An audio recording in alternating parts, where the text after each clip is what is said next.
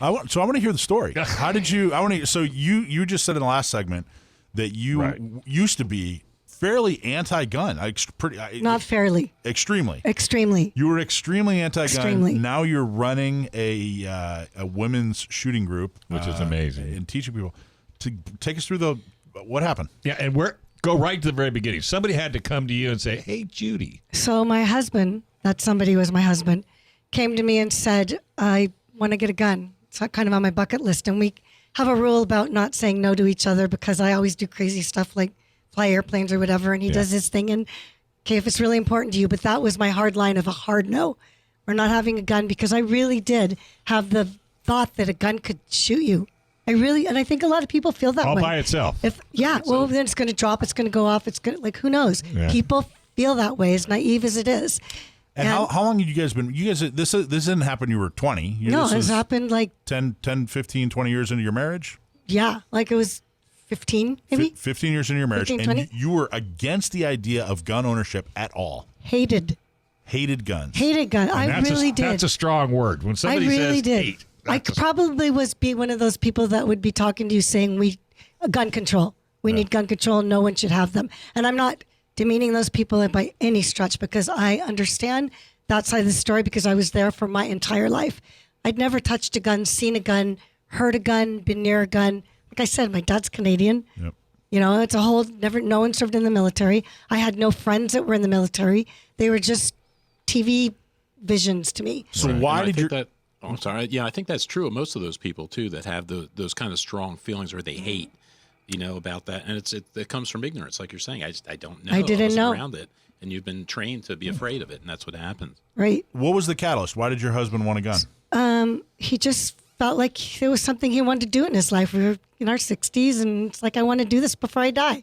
So I went shooting with my stepson at the time, and he gave me a 45 because he was, I don't know, 17 at the time. This was years and years ago, and didn't know not to give me a 40. It was a 40 caliber 45. Shot one, I was done.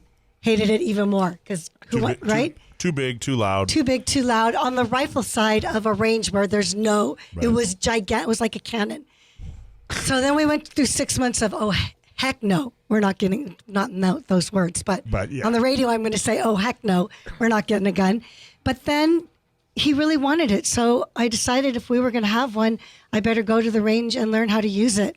So Kyle at Discount Gun Mart was my first instructor. We went out there and I, no lie, no exaggeration, cried for probably the first 4 or 5 lessons. I could not figure out how I was going to enjoy this or even want it or understood it. It was so upsetting. But what pushed you to, because you regretted it when you left the first lesson. I hated all of it, but what he did is he introduced the Winchester Qualification shoot, which I don't know if you know what that is. It's the NRA program that you start in the beginning and you get 10 shots in a plate.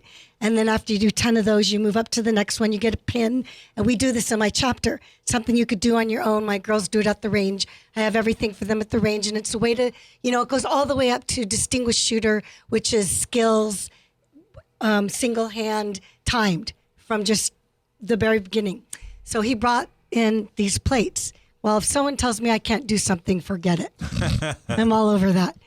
So he presented the skill level test to me and said, let's try this.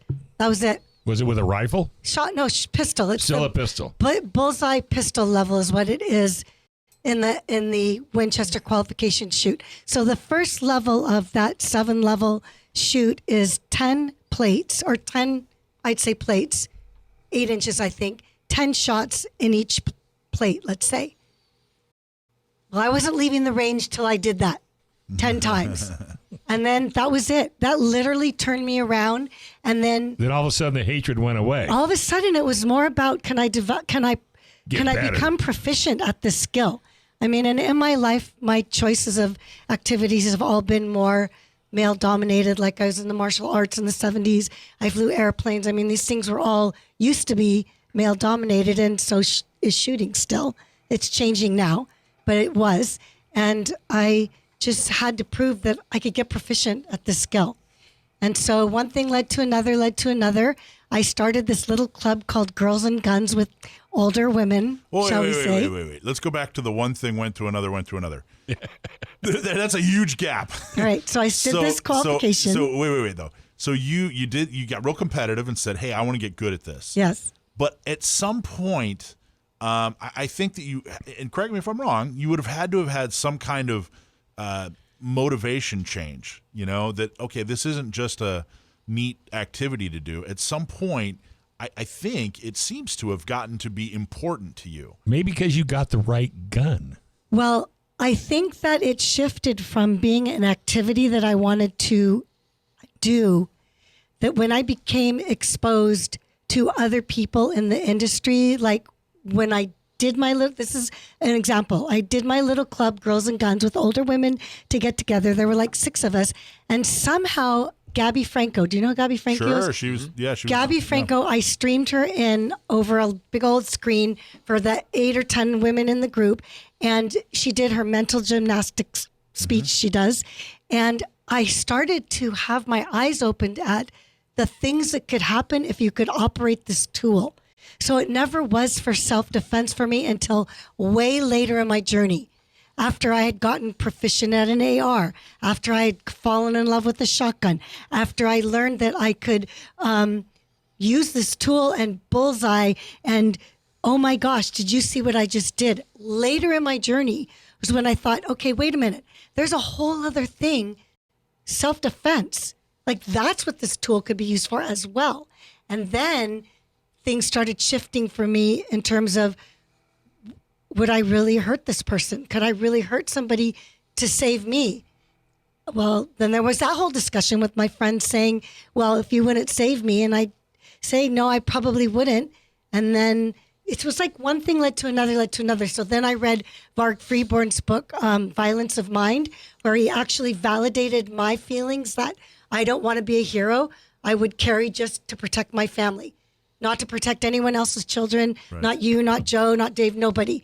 I would use it for my family and my family only, that's it. And he validated that whole thing about what's your mission? It's to go home at night and be safe. So it was like when I got past this is just a cool thing to do, and all these people I started meeting, and the journey of meeting all these people through A Girl and a Gun and Darcy and all these amazing women, then my eyes became open, and I saw all the things behind what a gun ownership really is, what it means. What was the motive when you put together a social group and started teaching other women and that sort of thing? What was that providing for you? What did that do for you?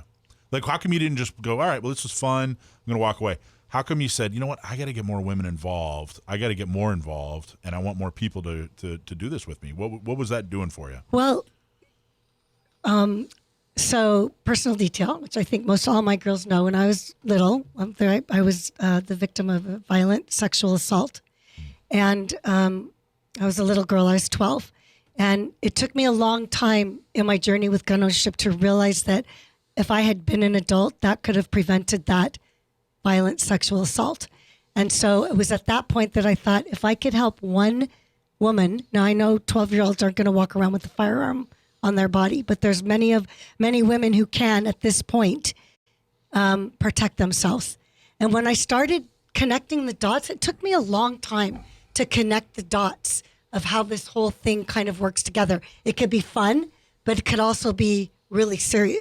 It can be a tool that can save your life, right? And in fact, that's how Responsibly Armed Radio came into being. Is Tatiana was here and she was teaching a class, and she was staying at my house because I have lots of room, and we were on the roof deck talking about it, having this conversation about someone coming into my home and what would I do. And she told me what she would do, and I was like, I can't see. How am I going to do that? And she said, and we said, everyone should hear this. Every female should hear what we're talking about right now. And that's how we started Responsibly Armed Radio. See, I didn't know that. I didn't know that story at all. But what I have come to find out when talking to people, Dave, when talking to, motivated people that write about it, talk about it, teach it, whatever. This isn't just a neat hobby. I've noticed that people who get into this, it is meaningful in a way that I don't think it's expressed nearly. It changes your life. It does. It changes your life. It changes how you view the world. Yeah. People have come into my life that I never would have met amazing people. Amazing people. Through this, my skills, my feeling of awareness, my eye-hand coordination, my feeling of just being in my body.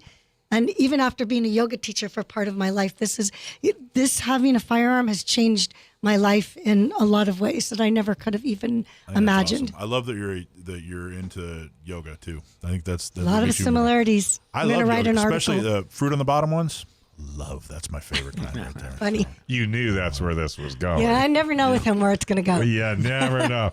I absolutely like that one myself too, especially with the big chunks, man. That's really Judi, good. that's awesome. That's a really cool story. But truly, it's one thing I have noticed. The more people I know who are, doing something in the industry, the more I talk to them, the more I realize, the industry or the cause, I realize there's a deeper motivation, which is really, really interesting. And oh, by the way, it just happens to be really fun, Right. Yeah. So like I said, I didn't know that going into it. I'm so sorry that happened to you. You know what? Oh, absolutely. It's all good. It's led me to the broken road, right? Everything happens for a reason. Right. And you've taken lemons and made lemonade for a lot of people. I try to be inspirational to a lot of women. Making some great lemonade too, and that's the part like you were just talking about, Michael, about the motivation part of it, because there's so many aspects to owning gun. It's so much more than just shooting a gun. So much, and that's what is frustrating sometimes with these anti-gun people and these politicians that want to take all that away. Yeah. And there's so much more to it. So it's great that Judi came on and talked about that today. Judi, thank you again. And, you're welcome. And the website one more time. responsiblyarmedradio.com, or you can go to agirlandagun.org and find our chapter through that. Perfect. And by the way, that was Tatiana Whitlock, who is famous in the gun world, and she's in Maine. So we've got her in Maine and her in San Diego or California. What coast to coast. Long distance radio. You got it. All right, we're going to take Thanks for watching this clip from Gun Owners Radio. You can watch us live every Sunday from 4 to 6 p.m. California time, right here on our YouTube channel, or if you're in the San Diego area, you can listen to us on 1170 a.m. We're also available on your favorite podcast platform for free. Don't forget to like and subscribe so that you can help restore and protect the Second Amendment, not just in California, but across the country.